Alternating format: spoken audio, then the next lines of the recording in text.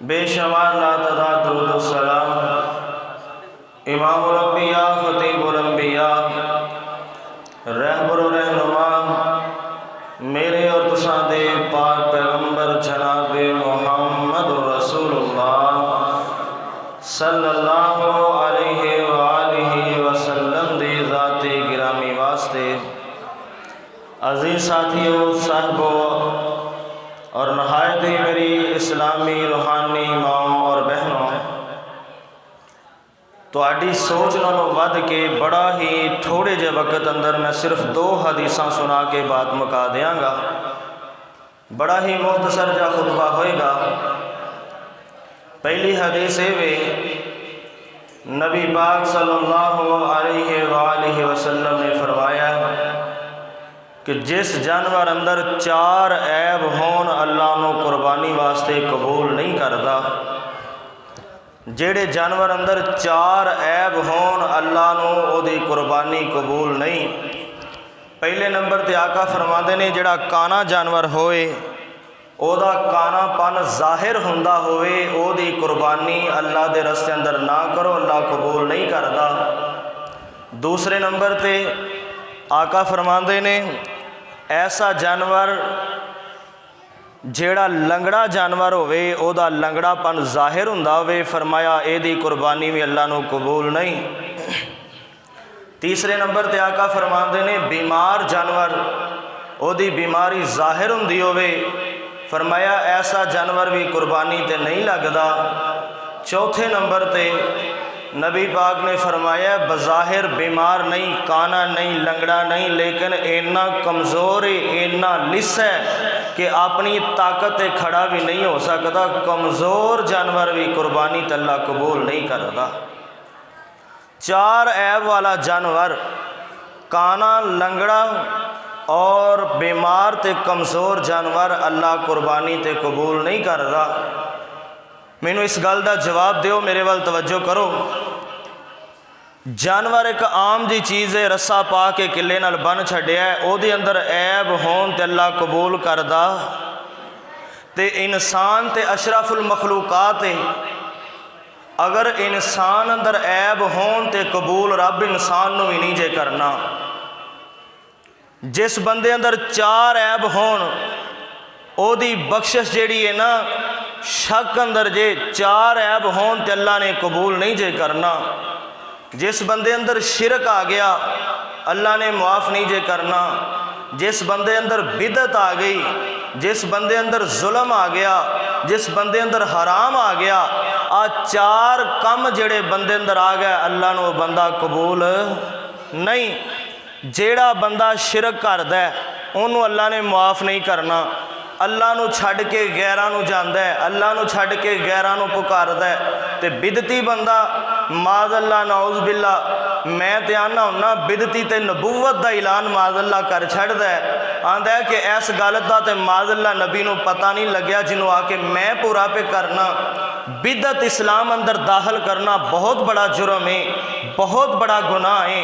इस तरह ही किसी ते जुल्म करना, किसी ते ज़्यादती करना, मैनू रब्बे किबरिया दी कसम जे किसी दा हक मार लेना, किसी दियां ज़मीनां मार लेना, भैनां दे हक मारना, भरावां दे हक मारना, रिश्तेदारियां दे अंदर महल्लेदारां दे अंदर हक मारन वाला, जुल्म करन वाला, ज़्यादतियां करन वाला बंदा, ये हज ते हज कीती जाए, ये नफल ते नफल पढ़ी जाए, ये कुर्बानियां ते कुर्बानियां कीती जाए, अल्लाह नूं इहदी किसी चीज़ की लोड़ नहीं।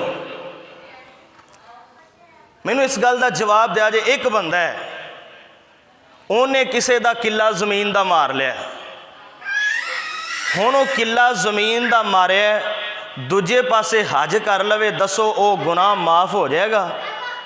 नहीं। पहले वो किला वापस करे, जिदा हक मारिया उन्होंने देवे, फिर गुनाह माफ़ होएगा। गल मुक्सर चौथे नंबर ते जिन्हों हराम लग जावे, हराम दी लज्जत पै जाए, ये हराम कारियां करदा है या कि हराम खांदा है, बैंक कोलों पैसे लै लैके कढ़वांदा है, सूदी कारोबार करदा है, और लोगों अल्लाह नूं ऐसा बंदा कबूल नहीं जाएगा। फिर अफसोस की गल है, तजब की गल है, बंदा शिरक करदा करदा मर जाए, तौबा का मौका ही ना मिले, बिदत करदा करदा मर जाए, जुल्म करदा करदा मर जाए, और लोगों सूद खांदा खांदा मर जाए, हराम खांदा खांदा मर जाए, दस रब नूं की जवाब देंगा?